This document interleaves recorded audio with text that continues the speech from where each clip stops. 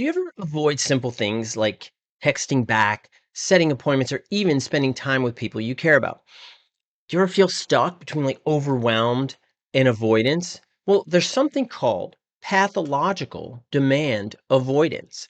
And we're going to talk about pathological demand avoidance, what it is, but we're going to talk about it outside of its typical understanding, which is within the autistic spectrum community. So, here we're going to talk about it as it relates to or is different from BPD and procrastination. Because I think the more we know about this tendency and the more you know about yourself, the more you can adjust your response patterns to more adaptively manage your issues and tendency to avoid things that are important. Because avoidance patterns can often get really, really confusing. So imagine, right, that you want to reply to your friend's text, for example, but because they're expecting it, you suddenly feel trapped and you just avoid responding. It's kind of like thinking, oh, yeah, well, you think you're going to make me do that? Forget it. So you don't. Now, pathological demand avoidance, PDA, is about avoiding expectations because they trigger anxiety or threaten autonomy and control. Even enjoyable things can feel overwhelming, particularly if they're framed in a way as, and I hate this word, but should, and we should put should over the whole screen and just say should or must. And a really good example would be, for example, right, you want to apply for a new job, but your friend reminds you, or your parents, or your partner, somebody keeps reminding you, and it suddenly feels unbearable. So you avoid filling out the application entirely, even though it is to your benefit. Pathological demand avoidance. Now, what does PDA look like? So, common signs. So, here we go. We got 4 common signs that we're going to talk about, which is feeling trapped or overwhelmed by everyday expectations. How about avoiding, and the second one is avoiding things through humor, charm, are you a charmer? Distraction, or even withdrawal. The third is mood swings when pressured or reminded. Now, this is different than BPD stacking, which I have another video that I talked about. I'll put the link at the end of this video for the BPD stacking one, which can really help for you to have a better sense of understanding, because PDA here, because of those mood swings, right? And you feel pressured or reminded. So that's specifically what we're talking about. Stacking is that we're stacking these pressures until you just kind of pop, right? It's like filling up a helium balloon until it finally pops, right? What we're talking about here is something different. And number 4, that is avoiding self-imposed goals because they start to feel like demands. And that tells us a lot, because that's about perception. And perception absolutely impacts how we see life.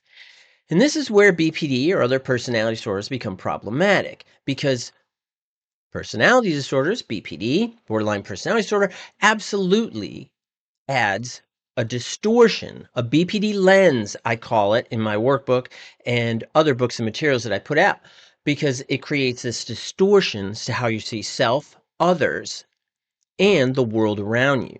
So for PDA, so avoiding those self-imposed goals, those are goals that you have for yourself, but once they start to feel like demands, like you have to do it, it's important to do it, you must do it, then you're like, I'm not doing that, right? An example in a relationship-based example could be, so your partner asks, when are we seeing each other this weekend? You feel pressured, overwhelmed, and you suddenly want to cancel all plans. You're just overwhelmed, forget it, even though you love spending time together. So there we see part of the paradox and the conflict often seen in individuals with BPD. So it's like you're battling yourself to get a good outcome. And if that makes sense, that's common for a lot of folks dealing with BPD, other personality disorders, but also other mental illnesses as well.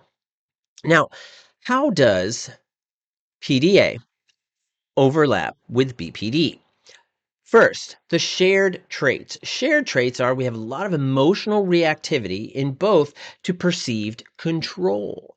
So you perceive that you're being controlled, so you resist it with everything you can. Nope, nope, nope, nope, nope, not doing it, not doing it, not doing it, right? The other component, and we have two more. The next component, how's that? The next component, push pull dynamics in relationships. So you want closeness, but you resist the expectations. So I want to be close to you, but I'm pushing back because you expect me to be close to you. And sometimes with BPD, we have this family in the head, right? And this family in the head is telling us, well, you want to be close, but if you're too close, then you'll be taken advantage of. And it adds this whole additional layer of confusion. And if you add in the shoulds, ugh, hate that word, should or must, then that can kick in that PDA tendency. So then you're just like, forget it, right? And you just go flat. You just go inert for dealing with things in your life. Now, anxiety can be tied to feeling trapped or overwhelmed. And that's our third component, which is that you get so anxious, you get overwhelmed, and it feels like this tsunami of emotions are just crashing over you. You're just getting nailed by all this stuff. So when we look at examples, let's say relationship based.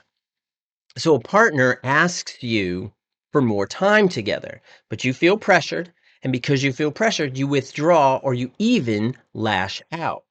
Now, for task-based, these are things that you have to do when we talk about PDA and BPD overlap.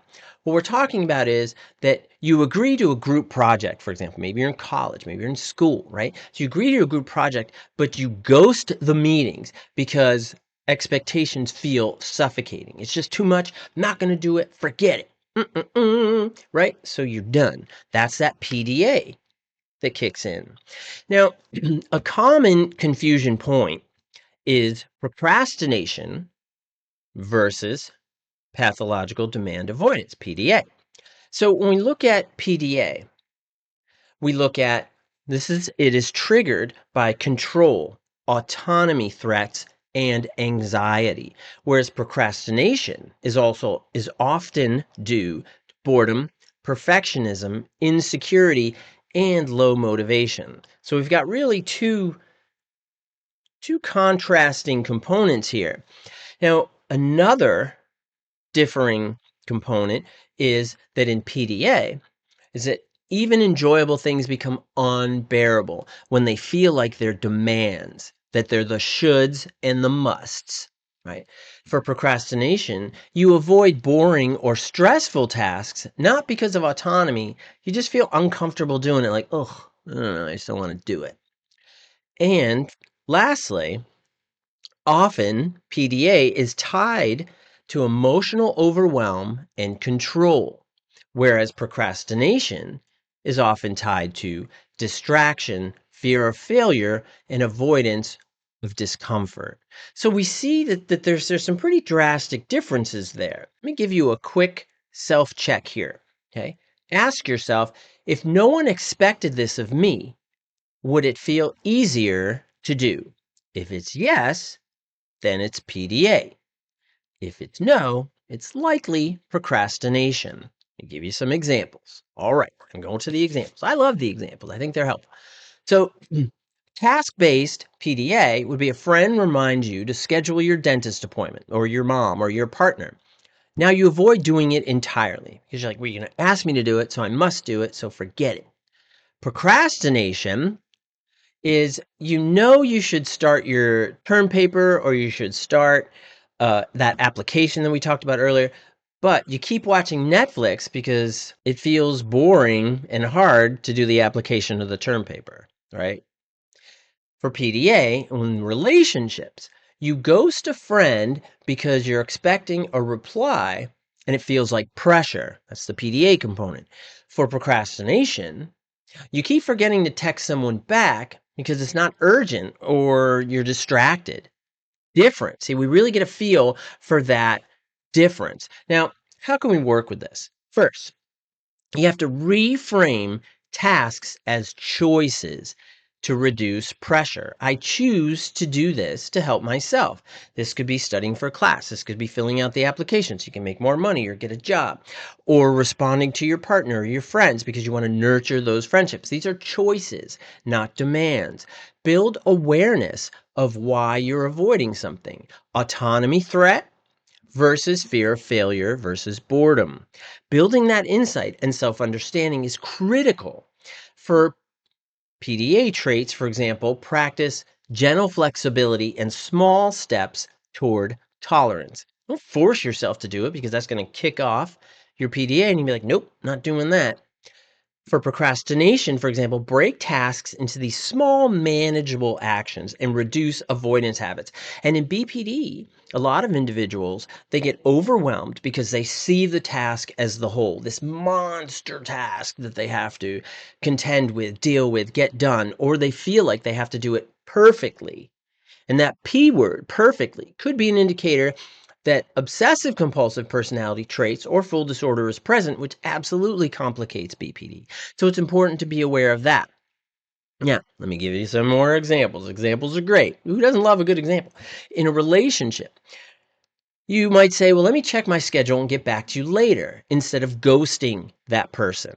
Also, for a task, for example, I'm choosing to apply for this job because I want new opportunities. You want to make some more money, right? Not because someone expects me to or that they are demanding that I do it. I really hope that in this video that avoidance can look similar on the outside, but the reason behind it matters. PDA is about control and anxiety. BPD adds relationship dynamics, and procrastination is about discomfort or even fear. So it's important to realize that, and understanding your patterns, beliefs, behaviors, and patterns. If you watch my other videos, you know I talk about that. This understanding your patterns, this can help you choose more adaptive and helpful strategies that help you move forward. It's like avoiding a partner's simple question isn't about laziness. It might be about your nervous system reacting to pressure, right? Not the relationship itself. And this can be very true for parents as well that may have a child with BPD, may have, a family member.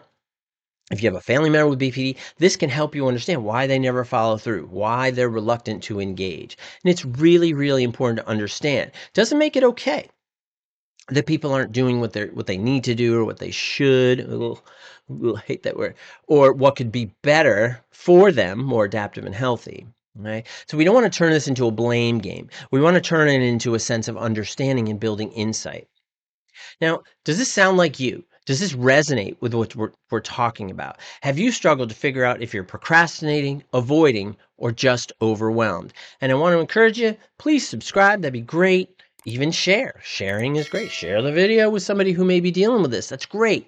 Emotion regulation, relationships, and understanding yourself is critical for going forward and empowering yourself with choices so you determine the outcome of your life and the course of your life, not BPD, PDA, or procrastination. So don't procrastinate. Check out another video, subscribe, and I'll see you later. Bye-bye.